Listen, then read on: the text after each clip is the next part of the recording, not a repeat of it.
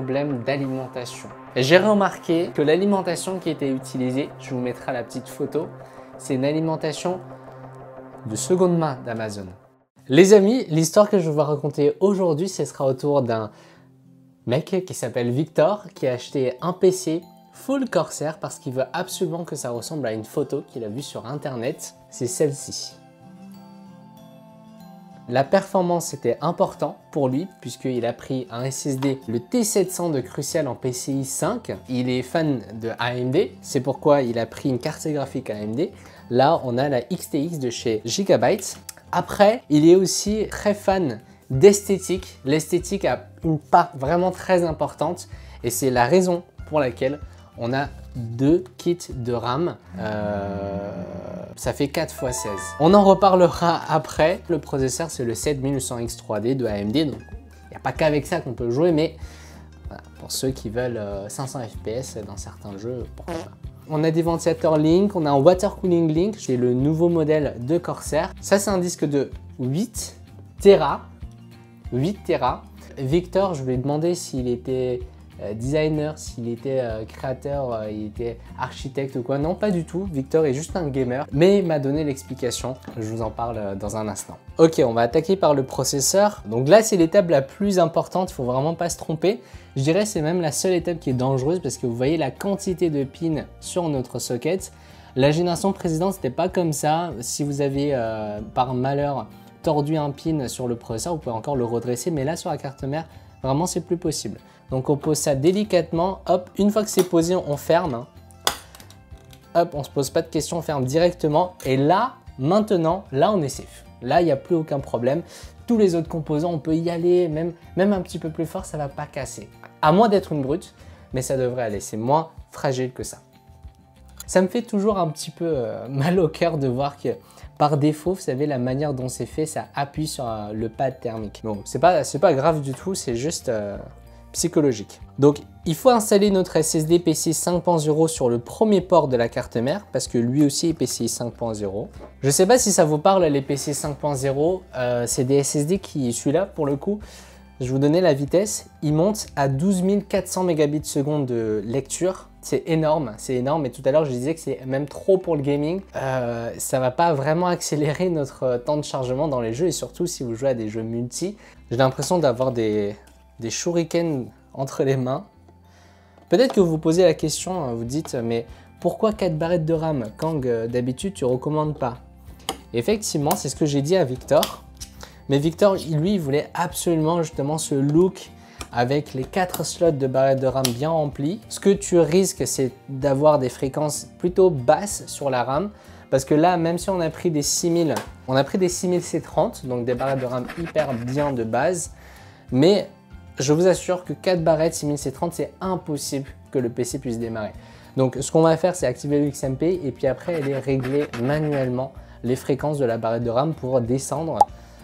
Si ça passe en 6000 C36, je serais déjà très content, mais je pense qu'il y a moyen que ça passe seulement en 5600 C36. On le verra tout à l'heure à l'installation de Windows. Hop là! Je vous avoue que j'ai pas trop suivi la sortie de ce nouveau produit. Ils nous promettent un water cooling très silencieux, vraiment très silencieux apparemment, et un design totalement différent avec des ventilateurs RX 120 Link. Donc les Link, c'est leur nouvelle interface de connexion entre les ventilateurs, entre les RGB. C'est super beau, mais j'ai pas l'impression qu'il y en a assez. Je suis le premier à dire que si les fabricants ils ont déjà appliqué de la pâte thermique, c'est certainement déjà testé en usine et tout. Donc même si on a l'impression que c'est un peu fin, qu'il n'y en a pas beaucoup, on peut le laisser. Mais là, je vous avoue que c'est... On verra aux températures. Chou.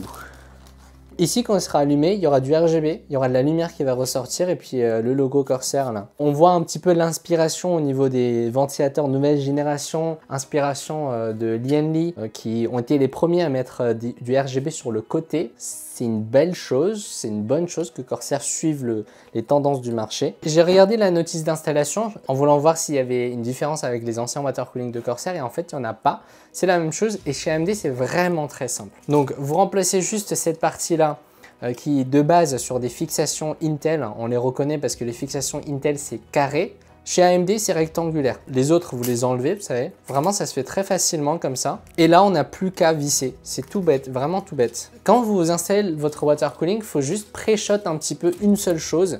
Qu'est-ce qu'il faut pré-shot? C'est pré-shot l'orientation de votre water cooling. Et là, j'aligne, je pose un petit tournevis et je visse. Hyper simple. On visse pas jusqu'au bout dès le début, hein. Je recommande toujours de visser en diagonale, en croix, et là on va juste ramener tout le kit dans le boîtier. Vous voyez que ça commence déjà à donner forme, hein. À partir du moment où vous installez le kit et le water cooling, vous avez 80% de votre PC qui est déjà monté, et ce qui va prendre une grosse partie du temps après, ce sera le cable management comme tout le temps. J'ai retiré le water cooling pour pouvoir vous faire une démonstration du système Link. Regardez comment les composants sont interconnectés.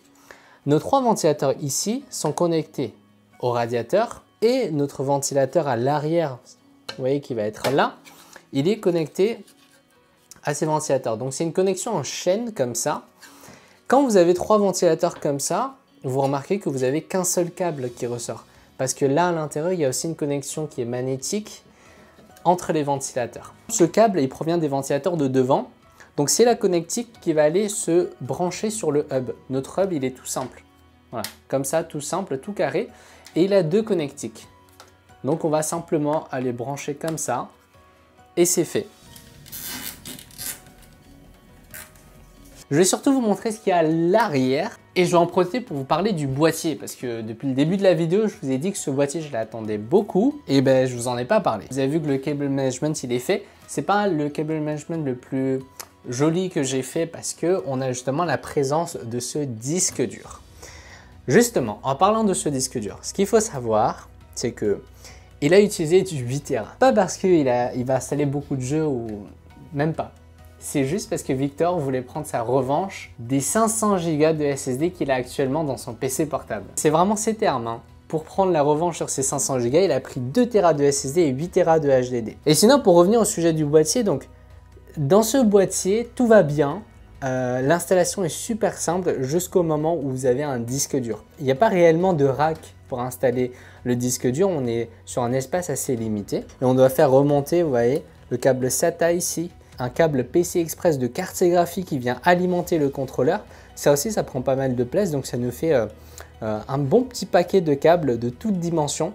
Et c'est ça en fait qui va gâcher un cable management. Sinon, de ce côté-là, franchement, c'est très propre. J'ai pas fait grand chose. Les chemins étaient déjà tracés. J'ai adoré l'emplacement justement des petits crochets pour mettre les riselins, les serre-câbles. C'était très bien placé. On n'a pas besoin de réfléchir à ce niveau-là. Mais c'est quand même, ça reste quand même assez propre. Et puis on va pouvoir refermer sans de difficulté, sans avoir besoin de... Les connectiques de ce boîtier, on a quand même 2 ports USB normaux et un port USB type C. Donc ça, c'est assez sympa.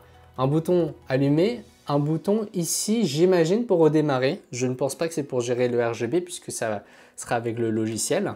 Le seul truc qui est un peu dommage, c'est que comme on n'a pas de modèle reverse, ça n'existe pas chez Corsair, et ben on va avoir le côté câble, le côté un peu moche, le côté plastique visible. Alors que le côté joli, regardez, et ben il est là. Le côté joli, il sera là. 3 hours later. Ok, on a fini le montage. En fait, j'ai déjà fini le montage 2 fois. Je ne vous l'ai pas montré tout à l'heure à la caméra, mais en fait, on avait un problème d'alimentation. J'ai remarqué que l'alimentation qui était utilisée, je vous mettrai la petite photo, c'est une alimentation de seconde main d'Amazon. Et Victor, quand il a commandé, il ne savait pas, il ne l'a pas vu.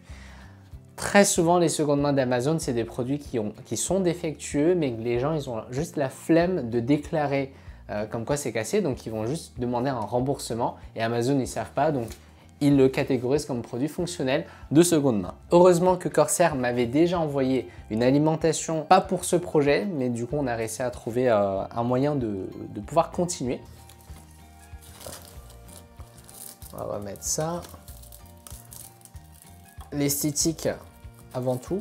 Ça, c'est l'écran portable que j'utilise pour les montages de PC, pour installer Windows, les pilotes. Vous moquez pas, c'est du AliExpress, 80 € que j'ai racheté en seconde main. Donc 80 € prix de base et je l'ai racheté je sais plus à combien. Je vais aller chercher la vitre pour fermer le PC. On va voir les températures qu'on va obtenir. On va tester un petit peu le boîtier. Les températures, qu'est-ce que ça donne? Sur du 58 degrés sur la carte graphique avec un hotspot à 76 degrés, 75 degrés. Ça oscille par là. Hyper bon pour le moment. Au niveau du processeur, on est à 82 degrés. Ça reste correct. Sur la barrette de RAM, c'est une bonne nouvelle. On a réussi à être à 6000 C36 de manière assez stable avec un voltage de 1.4. C'est parfait. C'est parfait, c'est vraiment cool. Là, pour le moment, Victor a eu beaucoup de chance. À part l'alimentation, mais heureusement que j'en avais une de remplacement. Mais sinon, pour tout le reste, il est très bien. Là, on voit que le water cooling il fonctionne bien. Ok. Les températures, c'est un petit peu augmenté depuis tout à l'heure. Je crois que le hotspot, il dépasse légèrement les 80 degrés. Et la température de la puce graphique, elle est à 61 degrés. Pour une carte graphique aussi performante, c'est des températures vraiment cool. Donc le PC reste plutôt silencieux. Notre processeur toujours à 85 degrés, il dépasse pas parce que c'est la limite que je lui ai mis dans le BIOS. Et on a aussi une très bonne nouvelle, c'est sur mon téléphone. S'il y a des gens qui ont le processeur 7800 X3D, vous avez peut-être déjà fait un Cinebench R23. Et ça, c'est ce que j'ai fait tout à l'heure. En désactivant tout, en désactivant l'explorateur de Windows, 19 000 sur ce processeur tout à l'heure. Donc, encore une fois, Victor, félicitations parce que tu as gagné à la Silicon Lottery puisque tu es tombé sur un processeur qui est incroyable. 19 000, c'est... Tu peux regarder un petit peu sur Reddit, sur les forums, il y a très peu de gens qui ont 19 000. Généralement, il y a des gens qui se plaignent d'avoir 17 800, 17 500 et d'autres personnes qui disent qu'ils ont entre 18 000 et 18 500. 19 000, c'est vraiment rare. J'espère que vous avez apprécié la vidéo. Un petit montage pour découvrir une configuration Corsair, un boîtier Corsair. C'est vrai que j'en ai pas trop dit du bien dessus. J'ai pas passé beaucoup de temps à vous expliquer le boîtier en lui-même. Pour résumer assez rapidement, c'est un boîtier qui vaut son prix. Pour ceux qui aiment bien la marque Corsair, ils vont beaucoup apprécier. Généralement, Corsair, on sait qu'ils font des produits de gamme un petit peu plus élevés. Donc, c'est une agréable surprise d'avoir un boîtier de cette qualité à ce prix-là. Et ouais, franchement, c'est un boîtier qui est le bienvenu dans la catégorie des aquariums à tarif correct.